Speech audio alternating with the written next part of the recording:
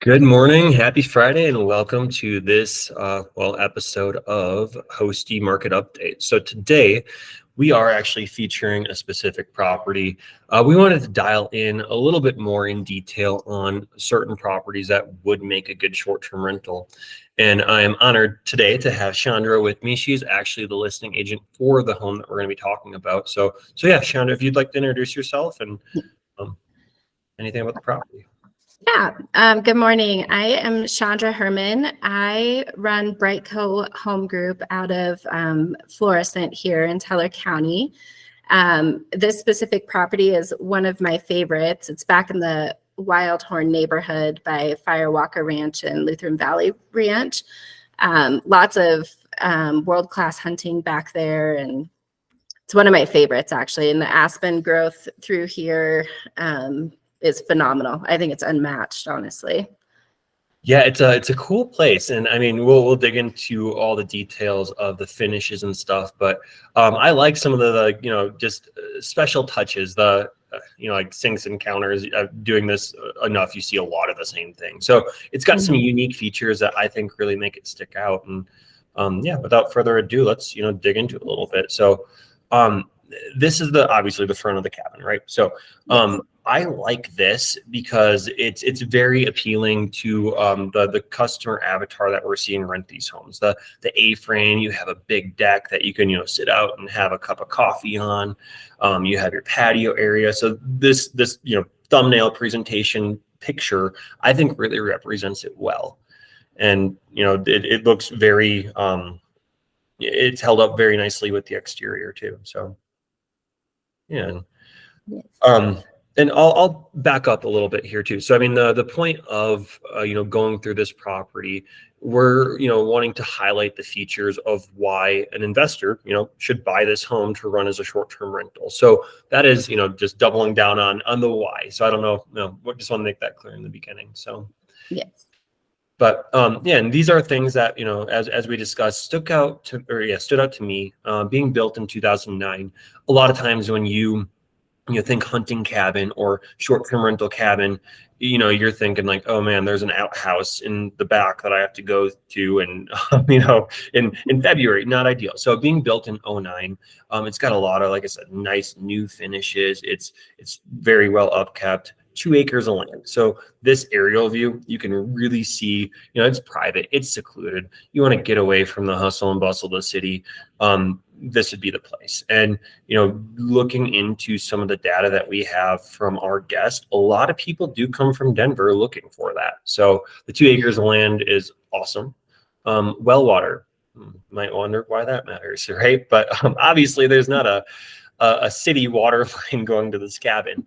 And we have homes that have cisterns. It's doable, but it's also not ideal for the homeowner to pay for water delivery every other week, every month, whatever that may be, depending on how often the home's booked out. And then, in Teller County, sometimes the roads could get pretty scary in the winter. So having the well water, it's just another perk, for a short-term rental.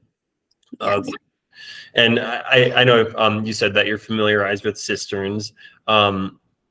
Do you, I guess, how often do you see deliveries? What would you recommend? Let's say this home did have a cistern system.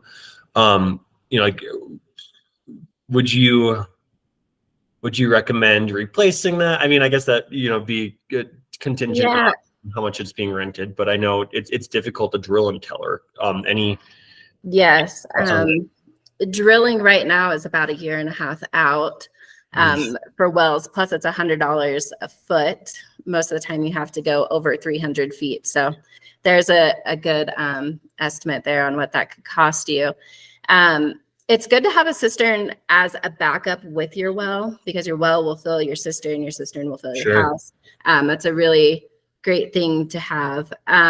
If you just ran an Airbnb off a cistern, I just don't think it would be very lucrative. And also you'd run into a lot of emergency situations, even if you put instructions into the home, like you should only use this much water, people aren't going to follow that. So they're going to act like they're in Denver and, shower as much as they want. So it's good to have the well. Plus, it's another expense that you can kind of wipe out. I mean, other than your normal maintenance every 10 or 15 years or whatever. But yeah, it's great to have. And this well on this home actually produces about 5 gallons a minute. So it's That is a awesome. wonderful producing well. Yeah, man. And I think last I heard too, like, they're backed up with the drilling. And I thought I heard whispers that they weren't like really actively giving out permits anymore too, or they're, tightening up that process. I don't know. That's just, gossip that I've heard on the street. So the fact that it has a well, you're, well off. Yeah. So, no pun intended. Yep. The 220 in the garage. So I think, as we, briefly discussed prior to the call, that the garage is going to be a huge sell for guests too and investors. So it has the 220 where if people are coming with a camper, RV, traveling across the country, or with a, massive camper toting a trailer with the four-wheelers or side-by-sides, you can plug in your camper, then B, store all your equipment in the garage before you hit the trails. Because I know you mentioned that there are some pretty cool trails close to this cabin. Yes, there are. So if you just go about 5 minutes down the road, you are just right in the center of Pike National Forest. So Signal Butte Mountain is really close to here, if anyone's familiar with that. There's just hundreds and hundreds of miles of trails through here. So, and like I said in the beginning too, this area is well known for hunting as well. So unlike a lot of mountain properties that don't do well during hunting season, this one might be really surprising during that time. Well, and something that I think could be another highlight. We actually manage a property in Lake George, and it's very close to some of the Colorado's best fishing. So this property is likely very close to that. I apologize, I didn't map that out. I just thought about it, but Florissant to Lake George, it's as a crow flies pretty close. So the hunting, the fishing, the seclusion, it's got a lot going for it. So yes, indeed. well, and with the it's been many moons since I've pulled a trailer and tried to back one out. So I would appreciate the pull through driveway for sure if I was hauling a trailer with an ATV on it. Definitely makes life easier. Oh yeah, well, especially if there is snow, so on and so forth. Like it's just it's very a lot more simplistic. And then the 3 sleeping spaces, and we'll dig into the pictures here once we go through some numbers, but that's ideal because boils down to bedrooms make money. Bedrooms are, the deciding factor for a lot of, who rents what place. And, I personally have a 2-bedroom, 2-bath in, the Woodland Park Divide area. And, I wish it was a 3, just because when you're looking at the market as a whole, El Paso, Teller, Douglas County, that whole encompassed region, about 50% of the inventory of, about the 3,200 listings is 1 to 2 bedrooms. So 3 sleeping spaces, 3 bedrooms, right away, that makes you stick out above the competition. About 23% of the market is 3 bedrooms. So you kind of got a leg up on the competition there and just, a wider net, if you will. So yeah. So without further ado, let's dig into some numbers because I'm sure that's what everybody wants to see. So this is a report that we run, and it's based on data from other management companies, including some of our own homes too, in that region, similar bedroom count.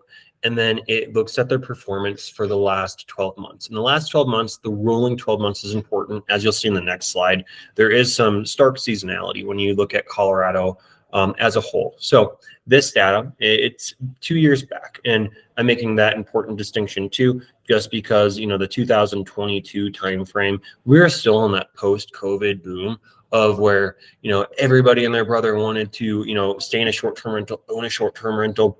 People had cabin fever. They're just, traveling and, doing all sorts of stuff. So, we did have a little bit of a boom there. And then this year in projections for, 2024, we're seeing kind of a correction in that. We're seeing really the market hone in on what the guest wants, to see, where they want to stay, so on and so forth. So it's a correction as, that's my, and you could speak better than I, take on the real estate market too. I don't think it's going to crash. I think it's going to correct, but that is another podcast episode. Yes. We are going to be okay. Yep.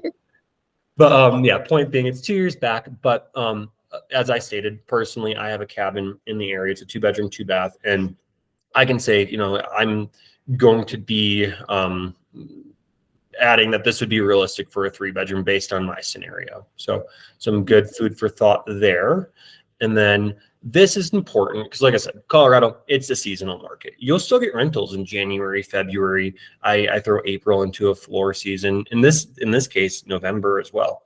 But they're going to be a little bit lower. So for somebody who is, long-term rental investor, they've never done a short-term, this would be very beneficial because, you're going to see you should save up money in July, August, September, to prep for a winter. And I always recommend having, 3 months worth of expenses as a nest egg, whether you have that in a high interest savings account, so on and so forth, because I hate to see money sitting and not doing anything. So, to me, that makes it feel better. It's earning money, but it's also there in case, the water heater goes out and I have to put the rental down for a month. So yeah. Was this surprising to you in any way when you saw, the seasonality? Was there any that makes sense, or anything that made your head jerk a bit? I was surprised in a good way. Like I said, I don't manage any short-term rentals, so I really don't get to see this back end on how lucrative they are. So this is really surprising and good information that a home like this could produce this kind of income. Because if you think about it, you could have this paid off in, I don't know, probably about 7 years or so, which is pretty incredible. And then you're just sitting back making that income annually. So absolutely. Wonderful. Well, depending on the investor, and I mean, I live in Calhan now. So when I get up to my cabin, it's like a little vacation. So you can, have somebody else pay for it, plus tie in that personal use. And that's, a dual benefit of homes like this. So absolutely. And this just doubles down on the seasonality. So you're going to see, obviously lower rates in your slower seasons, and then more of that premium rate in the high or mid season. And, honestly, I guess I'll back up. November was surprising to me because November, typically I would throw in mid season because you do get some fall travel, and especially at this place too, you'd get some, I guess I'm a little unfamiliar with the hunting season here. I could speak in Wisconsin a little bit better, but I guess you get some tail end hunting season there too. Plus, the Thanksgiving travel. So November was a little surprising to me. Yep. But and then this just highlights the daily rates of, like I said, what you could see there. And then with homes this year, we've seen on average of all the market data that I've ran and got my eyes on, mid 60s for occupancy. So meaning on a 365-day calendar, the average home across the board has been rented about 65% of that. So yeah, without I guess, did you have any other questions on this? Otherwise, without further ado, let's dig into some pictures. Yeah, no, I am good. Perfect. So, all right. Can you see my screen here? I can. So I love this because, you got the open concept. You can have, people playing cards, if they're watching a show or cooking, you're still all together. So this, I think, is, an awesome first picture. So whoever did your photos, I commend them on that. It's great. And also, I just want to point out, there's a little creek across the street. So opening those sliders there while you're sitting inside, you can hear that creek outside, and it's just a beautiful scene. Man, I want to buy this home and stay in it. Let's go.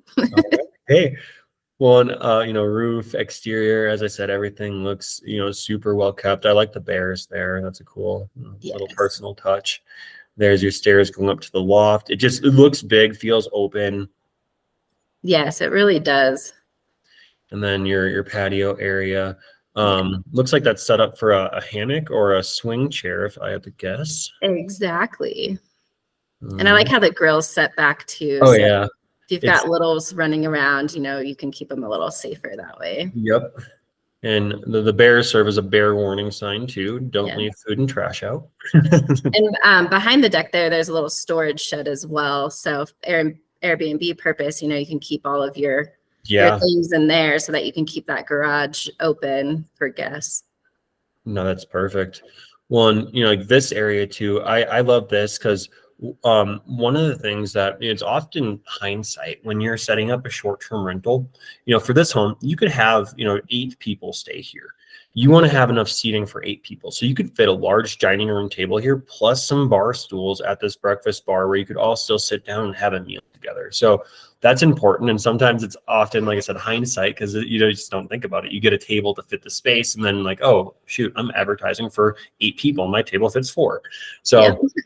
a cool takeaway there. And in a home like this too, you're going to be cooking a lot. So you have a fully equipped kitchen. It's large. You have plenty of prep space. So I think that's an awesome feature too. And it looks like the countertop is that granite or no, it's just your standard like Formica. Well, it looks great. So yes, and these folks have only stayed here. The owners are the only owners who have owned it, and they've only stayed here on weekends and holidays themselves. So everything in the home it really just feels brand new. It's great.